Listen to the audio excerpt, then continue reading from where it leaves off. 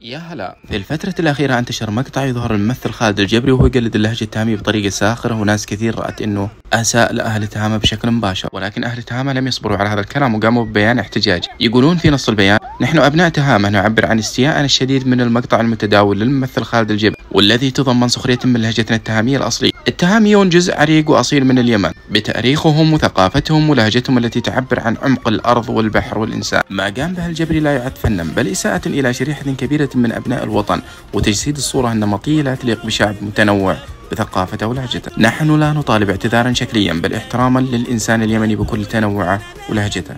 التهامي ليس مادة للسخرية، بل رمز من رموز الصبر والإبداع والكرم. نطالب الجهات الفنية والإعلامية بتحمل مسؤوليتها في ترسيخ ثقافة الاحترام لا للتهكم، وأن يعاد النظر في محتوى يقدم على حساب كرامة الإنسان وهويته. ختاما، معكم حازم، تقرير واضح ومباشر عن كل ترند أو خبر صحيح أو زائف.